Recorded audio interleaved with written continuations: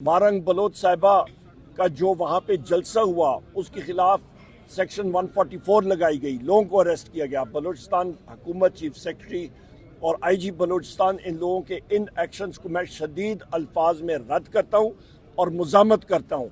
वहाँ पे उसके बावजूद भी लाखों लोग, ख़वातीन और मर्द वहाँ पे आए, होश के नाखून लेने चाहिए।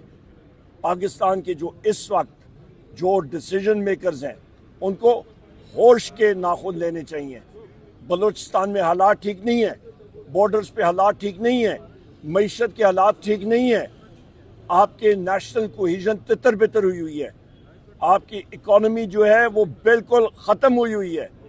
वर्ल्ड बैंक वाले आके कंट्री फ्रेमवर्क एक्सेट्रा देते हैं, उसकी बुनियाद आपकी एक मजबूत आपकी कॉन्स्टिट्यूशन और रूल ऑफ लॉ पे होता है। न पाकिस्तान में इस वक्त आइन की आप समझ लें कि फॉलो हो रहा है और ना ही आपका रूल ऑफ लॉ है।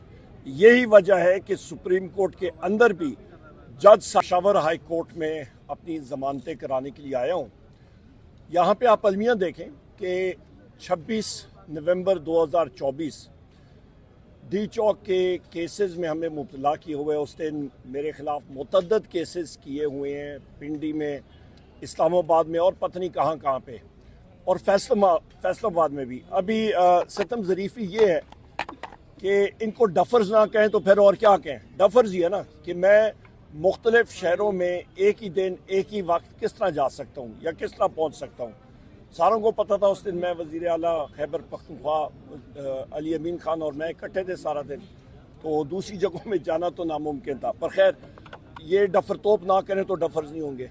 नंबर एक, ये हुकूमत का यही हाल है, इसलिए तो हम लोग इनको इंस्टॉल्ड गवर्नमेंट कहते हैं। अकल तो इनकी है नहीं। दूसरी अहम बात, आज 27 जनवरी 2025 हो गई है। 26 जनवरी 2025 को Sikandar Sultan Raja, former chief election commissioner of Pakistan, और उसके 2 कमिश्नर्स की मुद्दत मुलाजमत ख़त्म हो चुकी है।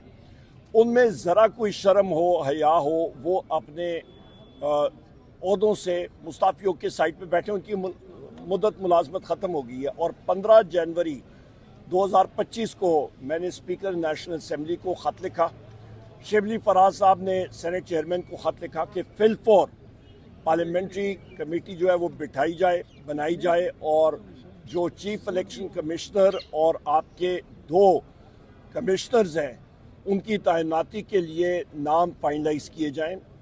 उस पर अभी तक न स्पीकर नेशनल असम्बली की तरफ से कोई आया, ना ही सेनेट चेयरमैन की तरफ से कोई बात आई, और ना ही जो इंस्टॉल्ड फॉर्म 47 शाहबाज शरीफ है उसकी तरफ से कुछ आया। गो के उसने लीडर ऑफ दी अपोजिशन को ख़त लिखना है कि नाम भेजें, पर अभी तक नहीं हुआ। शायद मेरा ख्याल है वो पटवारी, किसी पटवारी का या किसी से इजाज़त ले रहा होगा शाहबाज शरीफ।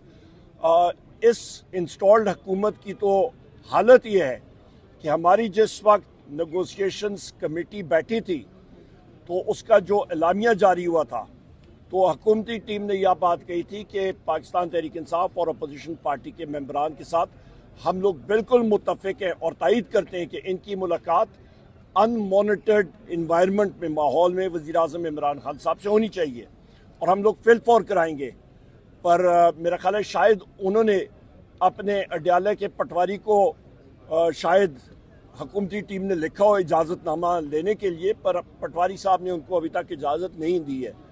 और ये फिर कहते हैं कि जी हम लोग डिसीजन मेकर हैं। और भाई कहीं के तो मुलाकात एक अनमॉनिटर्ड इन्वायरमेंट में नहीं कर सकते हो, बाकी क्या चीज़ें करनी है। और उसके फ़ौरन बाद इन्होंने हमारे जो नेगोशिएशंस कमेटी के बहुत अहम रुकन हैं, सुन्नी इत्तेहाद काउंसिल के चेयरमैन जनाब साहिबजादा हामिद रजा साहब, उनके मदरसे के ऊपर रेड किया, उनको अरेस्ट करने की कोशिश की। अल्हम्दुलिल्लाह वो निकल आए वहाँ से, और इस तनाज़र में हमने बिल्कुल अपनी नेगोशिएशंस कट ऑफ कर दी थी, क्योंकि उन्होंने जो कमीशंस हैं उनको भी नहीं बनाया। तो लिहाजा 28 तारीख जो स्पीकर नेशनल असम्बली ने बुलाई है नेगोशिएशन कमेटी, उसमें पाकिस्तान तहरीक इंसाफ या अपोजिशन की पार्टियाँ हिस्सा नहीं लेंगी। मैं फिर रिपीट करता हूँ, हम लोग हिस्सा नहीं लेंगे। वज़ीर आज़म इमरान खान साहब ने कैटेगोरिकली कह दिया था, और हमारा भी एग्जैक्टली यही मौक़िफ़ उनको हमने बताया है।